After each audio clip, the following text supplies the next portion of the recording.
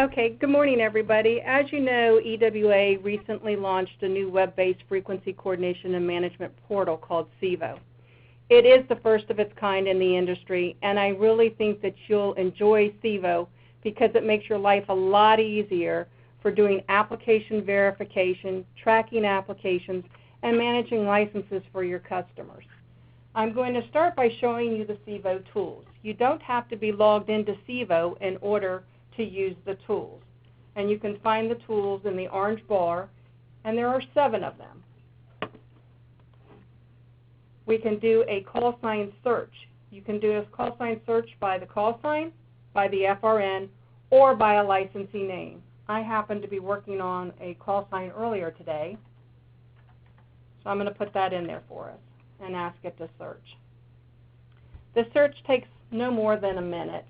It will pull directly from the FCC ULS mirror, and it will give us information with regards to this call sign. It will give us the licensee name, the radio service, their FRN, if the license is active, and when the license is going to expire. You can also look for the construction build-out information. So it's pulled up the call sign for us. It tells us who it, like I said, who it's allocated to. If you want to see details, you can click Details, and it tells us what the frequencies are. If you need more information than what you're seeing here, what you can do is click on the call sign itself, and it will take us directly to the FCC's website, and you'll be able to click on the location. You can click on frequencies, and you can look at the build-out. You can check if they're narrowband compliant.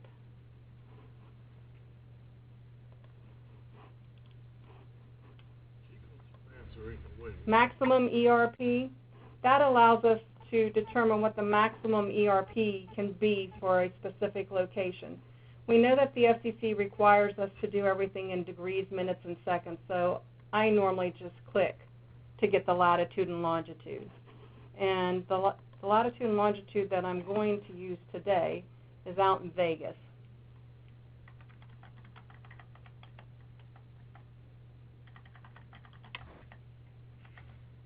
The band that I want is going to be UHF.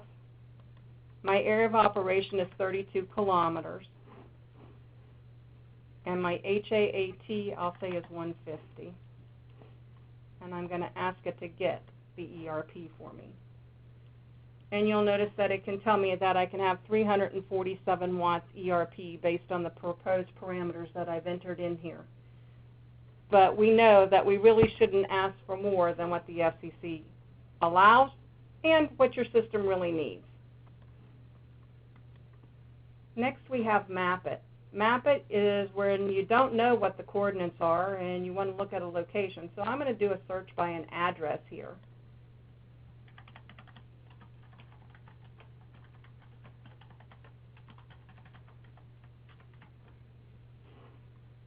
And I am going to have to shrink my screen down for just a second.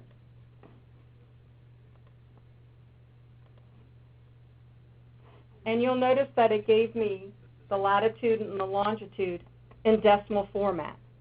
Once we go in and create an application through Cevo, there is a place where you can convert decimal to degrees, minutes, and seconds. So all you'd have to do is just jot these coordinates down.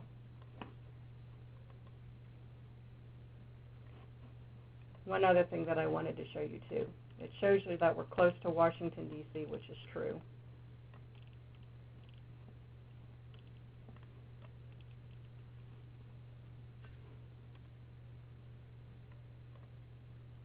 And it shows us Horseshoe Drive.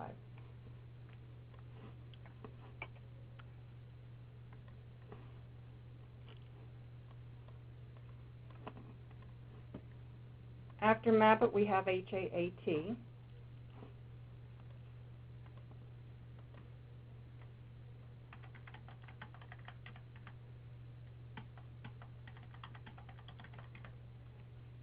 And my antenna height is going to be 15.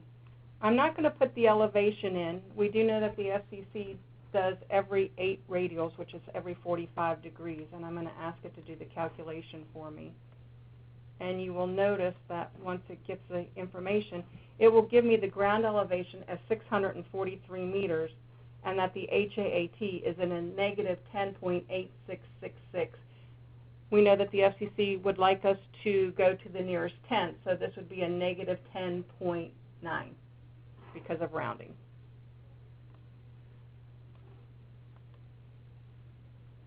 Next is our frequency availability query. This is a query that can be done to look at availability for industrial business pool and public safety. It's just a preliminary. It does not do the actual coordination. So I'm going to do a VHF search, and we've defaulted this to 15 meters and 50 watt ERP. And I want to go look at public safety pool and do a search. Again, these are just possible candidate frequencies. No analysis has been done, but it will give you the list of every public safety frequency that may be available for your customer's use. This is a great tool to have when you go to a customer's site, and if another dealer told them that there was no spectrum available, you could show them this list and said, well, here's a list of candidate frequencies. I'm sure we can find you something.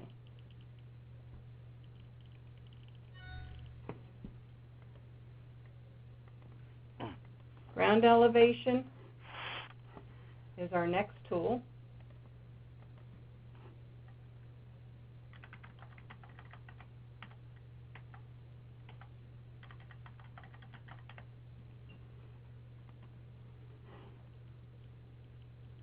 And it tells me that my ground elevation is 643. So if I have a fixed site, I normally don't use the ground elevation. I do the calculation from the HAAT, so I can knock out two birds with one stone. Last but not least is our conversion tool. In our conversion tool, you can convert feet to meters, meters to feet, miles to kilometers, and kilometers to miles. So 20 feet converts to 6.1 meters. If I use a 10-mile radius, it will tell me that it's 16.1 kilometers. Now, again, you don't have to be logged into the system in order to use the tools. This should be your one-stop shop to gather all the information that you will need in order to create or prepare a Form 601. Anybody have any questions with regards to the tools? If not, then I'm going to go ahead and go right into my dashboard, and we're going to go ahead and create an application.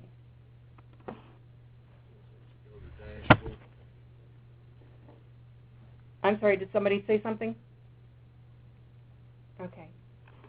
So we are going to create a new application. And you'll notice on the right I have steps. As we go through these steps and answer the questions on the Form 601, it will give us little check marks showing us where we are within the application. Anything that has a red box, that is a required field and has to be answered before it can go to the FCC. A blue eye is for information purposes, and if you're not sure what the Commission is asking for that question, you can click the blue eye. You'll get a pop-up box. It will tell you what the Commission is looking for. Then all you have to do is close the box and answer the question. We're going to go next. We're going to go through the wizard. The wizard has a lot of the bells and whistles in it, and this is for new applications. Your direct entry form is for your renewals, your renewal mods, your notice of constructions.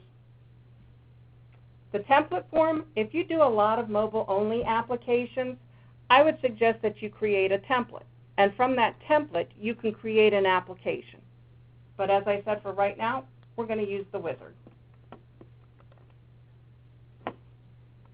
Radio service code.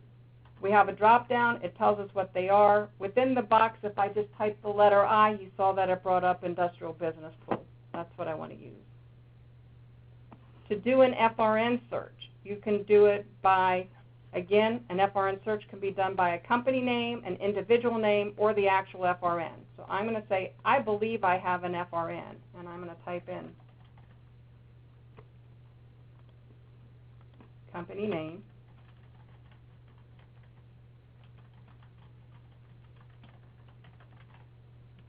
And I'm going to go ahead and do a search. Now, in order to do this, they have to hold a valid license in order for us to pull up the FRN. And you can see here, Enterprise Wireless Alliance and their FRN. If I click on the box here, and go to the next page, it automatically pre-populates this information here for me. All I have to do is say we are a corporation. Now, the first three here, the first, middle, and last name, that would be used if you were an individual only.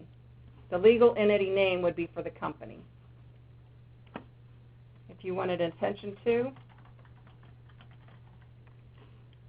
and we do know that the FCC is going green, so if we have an email address, we really would like to see it there so that the FCC can notify the applicant via email. Real party, we'll skip that because they're not a subsidiary or a division of another company, and it's not operating under a different tax ID. You will notice here that it has pre-populated the contact information. So once you go in and you create your own account and your own profile, your information will pre-populate here for you as well. Next is, it's asking if we were going to use this for developmental, demonstration, or special temporary authority. This is not applicable. And we'll just go next. We've defaulted a lot of the questions to no, but it's asking us if we're asking for a waiver. No, we're not. And it's asking if we're grandfathered. And no, we're not, because we're doing a new application. Basic qualifications, we defaulted all of these to no. However, if you had been convicted of a felony, you would need to answer that question yes and provide an attachment. And I'll show you how to do an attachment later on in the demo. Okay, if you have an associated call sign, you would hit Add Associated Call Sign, and you could put a call sign in here. Let's just say you already had a license and it had 6 fixed sites and it was part of a trunk system, but you needed to add a 7th site now. So I would go ahead and put the associated call sign in here. A control point, the yellow warning, this is a yellow warning signal, and it's telling us additional information is required in order for us to move on. So we need to add the control point. It gives us the drop-down box, and we're going to type in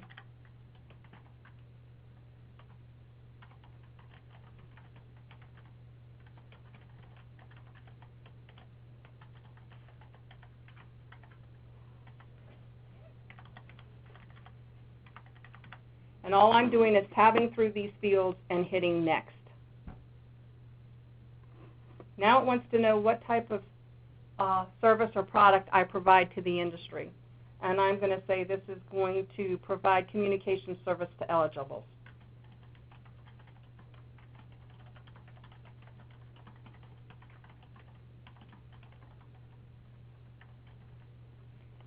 Now we're on locations. And as you notice, as I said earlier, as we're going through the steps, the status bar keeps changing. So I normally enter our location information first, then I go to antennas, and then I go to frequencies. To add a location, you want to click the plus sign to add a location. We're going to select fixed because it is for a fixed site. And we can do a TAO air search and an ASR search from within our application. It will take us directly to the FCC's website. So I'm going to go do a TAO air search. And I'm going to enter the coordinates of 3606.44.9. I'm going to say the overall height of this structure is 62 and the support is 60. And my site elevation is 649. And I'm going to say this is a lattice tower. And I'm going to go ahead and submit it. It's telling me that this site requires tower registration. So what I could do next is say, okay, I'm not sure, so I'll check the ASR. And again, it will take me directly out to the FCC's website. I can put in the coordinates again and do a kilometer radius and do a submit. Or if I knew what the ASR number is, I could type in 1, 2, 3, 4, 5, 6 and hit submit. I know I don't have enough digits there, but that's okay. It's going to bring me everything back. And it tells me, it gives me the ASR number, it tells me if it's constructed, terminated, dismantled, who owns it, the coordinates, where it's located. So I'm going to pick this 1, 2, 3, 4, 5, 6, 0 as my site. And I'm going to move this over to another window in order for me to verify the information. So I'm going to use this ASR number, and I'm putting in 123456 and then I'm going to hit next. And what it's going to do for me, it's going to pre-populate the information into the fields for me that it's pulling from ULS. What we need to do is verify that this information that it has pulled matches the most current ASR. So 34, 29, 16.2, 91, 32, 47.6, 64.9. So that is correct. So I'm going to go ahead and hit next. It's asking here if I'm going to cause a significant impact on the environment, and the answer is no. So I've added my fixed site, but now that needs to, the mobiles need to talk to it. So I need to add a location. So I can go in and I can pick mobile. It's going to operate around my fixed location, and the location number is 1, and the radius is going to be 32 for UHF, and if I chose VHF, it would have been 40. It wants to know if I'm operating north of line A. The answer is no. And now I want to add a mobile only, so I can show you how to add information as well. So we're going to pick a mobile, and we're going to do a centered around coordinate. And the coordinates that I am going to use are 36, 06, 44.9, 115, 10, 19. And this is located in Las Vegas.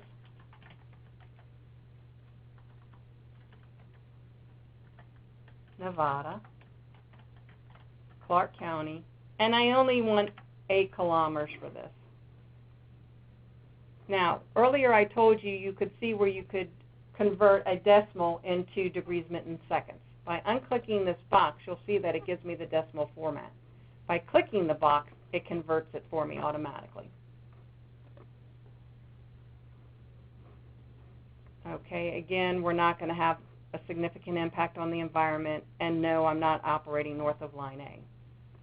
So now I've added my fixed site information, so then I want to add my antennas. And to add an antenna, I'm going to say yes to Omni. And if I used my tools and did my HAAT calculation earlier, I would type in my HAAT is 84, and my antenna height is going to be 100. Well, I'll make it 79. And then I'm going to go to frequencies. To add my frequencies, I would hit Add Frequencies. Location 1, antenna 1. By using the frequency band optional, if I put UHF in here, you'll see that it automatically puts in the range. But if I had a specific frequency, I'll show you how to do that in a second. I want 1 repeater pair. My station class is going to be an FB6 because I said I was going to use it for eligible users. So I'm going to be a non-common carrier. But we do tell you what the station class codes are and what the description is. The number of units is 1. My output's going to be 100. My ERP is going to be 100. I'm not going to put in the emission designator yet because I want to show you a neat tool that we have. So now I want to add another frequency. This time I'm adding location 2, antenna 1. And again, it's UHF. And this time if I wanted to pick up the low side of the frequency as well as the high so that I could have talk around, I would say 2 frequencies. And I would make this MO6. And I have 100 units, and they're operating at 25 watts power in ERP.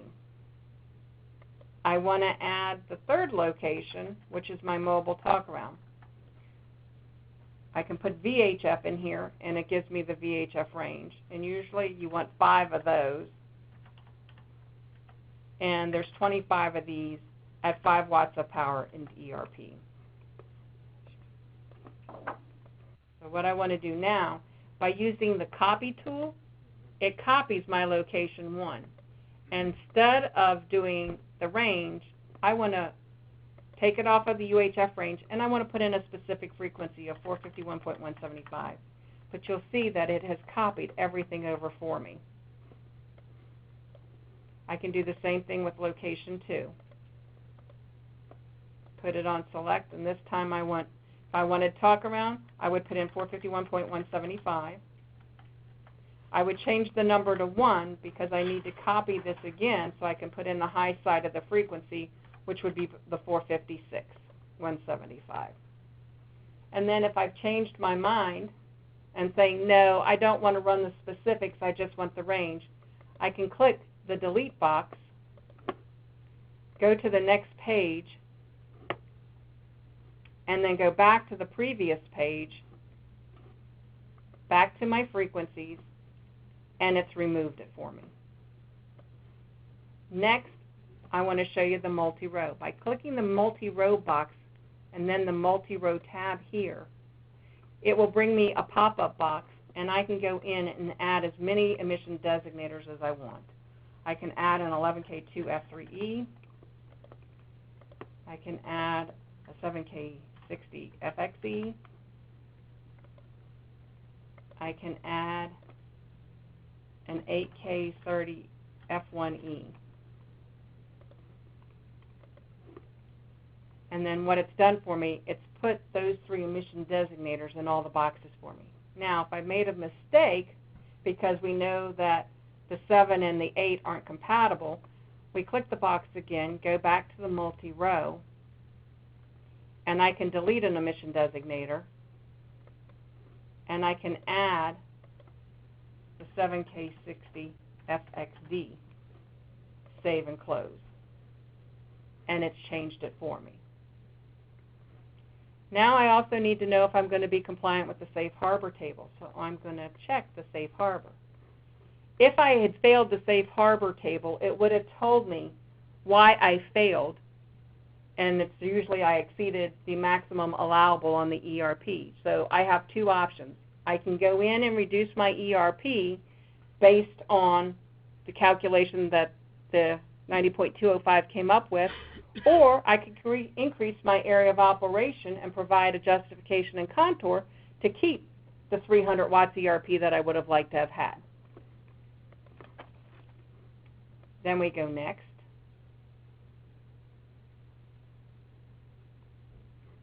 It does say that we're non-common carrier because we chose FB6, and it is mobile, and we are not interconnected. No, we're not a foreign government. And there are 4 eligibilities with under 90.35. 1 is general use, 2 are for your educational institutions, 3 are your churches and your clergy, and 4 are your hospitals. We will accept 90.35A. You don't need to know about 1, 2, 3, or 4. When it's asking for the authorized signer's name, that is of the licensee, not the contact, not the dealer. And if you have the title, it's nice to have.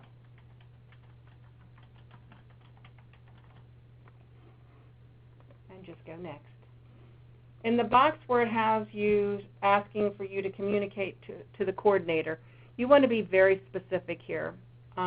If you want 1 UHF repeater pair with talk around and the 5 mobile only, but let's just say this was a trunk system and you had to have a separation requirement between the transmit channels of at least 250 kilohertz. You would need to specify that in here.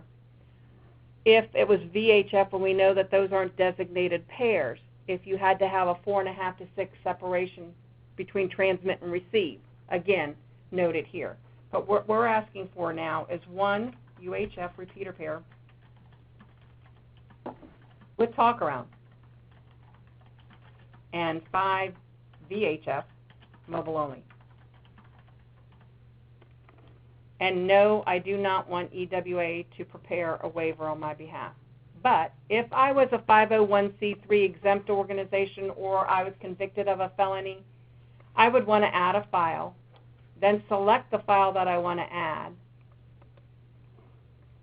open it, and come over to the attachment type and say I'm fee exempted. Now if I realize that I've picked the wrong one, all I have to do is hit delete and it's gone away.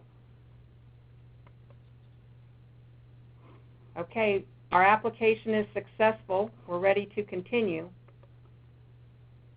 There's 3 ways to get it to us. If you choose Cevo Express, you're asking EWA to verify the technical and the administrative data that has been provided, and we will assess an application verification fee. Cevo Solo, that is where you do not need the application verification. You just want EWA to coordinate it on your behalf, and we will charge frequency coordination fees and the FCC filing fee. Cevo Pro, on the other hand, that gives you the hands-on experience where you can go in and have a say as to what's being recommended for your customer, and you can get the results to see who's on the frequency, and we're going to choose Cevo Pro today. So I'm saying I want to have a say as to what frequencies are going to be recommended to my customer. So now it's telling me that I have several applications in my checkout. So what I'm going to do is remove the first one.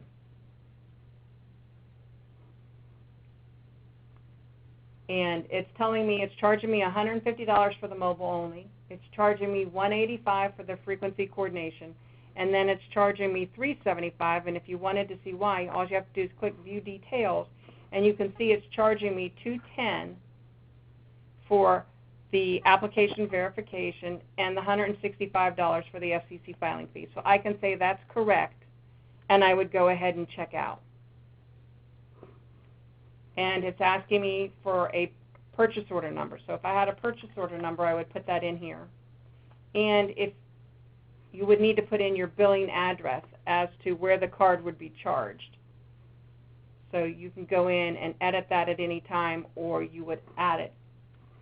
It gives us the option to use a credit card or an invoice net 30. I'm going to say invoice net 30. And I'm going to go ahead and continue to the next step. Okay, so now you will get a notification in your emails. It will give you the order number, and you can go ahead and view your order if you'd like to see it. And you can see all of your orders. And again, it gives you the breakdown. And this will allow you to send it to the accounting department should you need to. So then we're going to go back to your dashboard. Next thing I want to show you is your dashboard. Anybody have any questions on how to fill out an application? Okay, I can tell you at the end of this, if you have an application, a live application, we would be more than willing to do a one-on-one demonstration with you so you could see exactly how the system will work for you. And if you had a modification, how to do a modification, because you can do modifications within Cevo. And I know we just did a new application. Next, going back to my dashboard, I have several buckets. I have work in progress with an incomplete application. So these are waiting for me to either complete them or to purchase them. My coordination is the one where we chose Cevo Pro. And we have an application that's ready for us to go ahead and run it through coordination. We have one where the coordination results are ready that we can go in and look at and pick frequencies. We also have the hand it over to EWA. So anytime throughout your application, if you get hung up and you just want to hand it over to EWA, we can go ahead and take control of the application for you. We'll complete the application and we'll get it submitted to the FCC. This one was handed over to EWA and it's already pending at the FCC. So you'll be able to check the status of your applications. And again, once you create your profile, this is your dashboard, and these are your applications. So I'm going to go ahead and go into Coordinate, and I'm going to look at it. We chose Industrial Business Pool.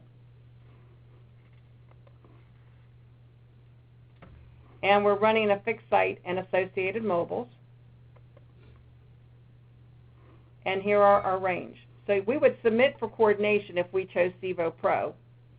And then once the results were available, you just take the steps that I just showed you. So we're going to go in and we're going to pick the 450 band. And we can scroll down. And you can see how the system ranks it. It gives us the frequency. It tells us if it passes or fails. It tells us what the percentage of overlap is. The comments are the FCC's rules. We need to pay close attention to the FCC rules and details. So this one says that it's IP. So this is allocated to the petroleum radio service exclusively. But if I chose this frequency, I'd have to go inter-service and get inter-service concurrence from the petroleum coordinator. But here's a frequency of 450.145 that passes, that has no contour overlap, and there are no limitations. So I like that frequency. So I'm going to go in and look at these details. And you can see the frequency, the call sign, the applicant name, what type of station class codes, what radio service code, how far away they are from you, what the percentage of overlap is from the incumbent to the proposed and vice versa, the ERP, their emission designator, and if it passes or fails. And I can expand any one of these columns to see. But what I do want you to pay attention to, previously the FCC said we could ignore all wideband emission designator users. Well, they have since changed their mind. So here's a wideband that said we could ignore, but I need to make sure that this licensee has another emission designator on here, and if they were taken into consideration when the analysis was done, especially if the radio service was YG and it was trunked, and if it was an FB8. Otherwise, it's just shared spectrum.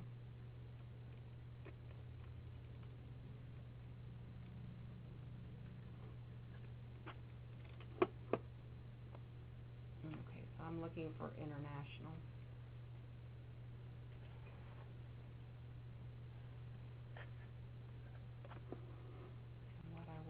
Do is widen this a little bit, and then the call sign, I'm going to move this over here, for international was WQFP 546, and they are only wideband. I did not see that emission or that call sign anywhere else.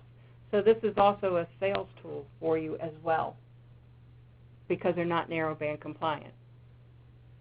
So we would have to take this offline, and we would have to do contours against it because the Commission is saying that we have to consider them as narrowband compliant.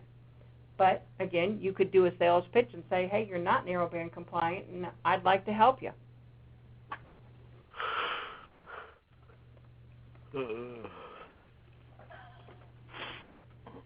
And it gives you the 12.5 above plus the 12.5 below of what you're looking at. So like I said, I like that. So if I like that frequency, I would select the box, and then I would go look at the high side. And I can use the funnel. It was 451. I don't remember the frequency, but we could put in 451.250, filter it, select it, and filter it again, and pick the high side so you didn't have to scroll through everything, and filter it and select your frequency. And once you've selected your frequencies, you could go ahead and submit it to EWA for certification.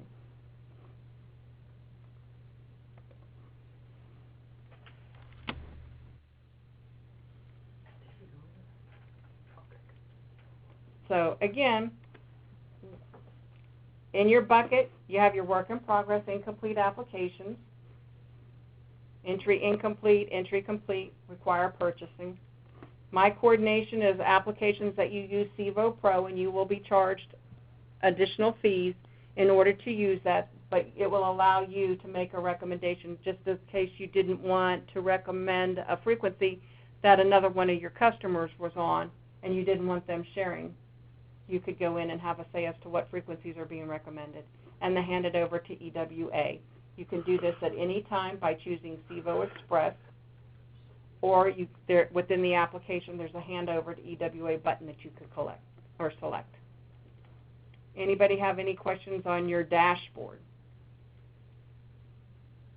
Okay, one other thing that I would like to show you, in your services and filings, if you picked My Services, that's only going to show you what you've recently done. But if you do the drop down and pick My Company Services and apply this, it will show you everybody within your organization. You see Steve and Claire and even Mary's in here somewhere.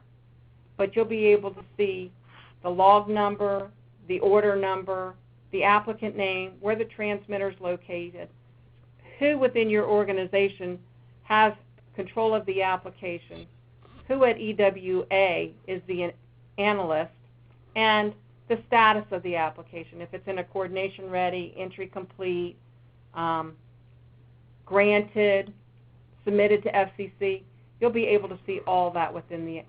So if you go out on vacation and you didn't complete your application, but someone else within your organization needs to take it over, all they have to do is click on the log number and it will bring it over to them. And all they have to do is go through the application, make the changes, and either submit it to EWA, run it through Cevo Pro, or do whatever they need to do.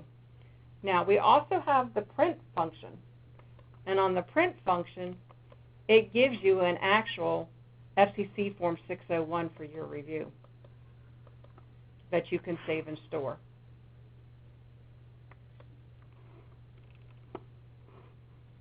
And then cancel that. And last but not least, if you're on the phone and you need to do a quote, you can go into the Resources tab and go to Service Fees. And there is EWA's schedule of services and what we charge us for frequency coordination, FCC filing fees, or whatever you may be looking for. So again, you don't have to be logged into the system in order to use the tools. You would go into your dashboard to order an application or to create an application. Remember that the red boxes are required fields. The blue eyes are for information purposes, and we'll give you a little pop-up telling you what the FCC is looking for. And the yellow triangles are just warning signals and telling you additional information is required in order for you to submit the application to us. Anybody have any questions whatsoever? Because I know we went through this fairly quickly.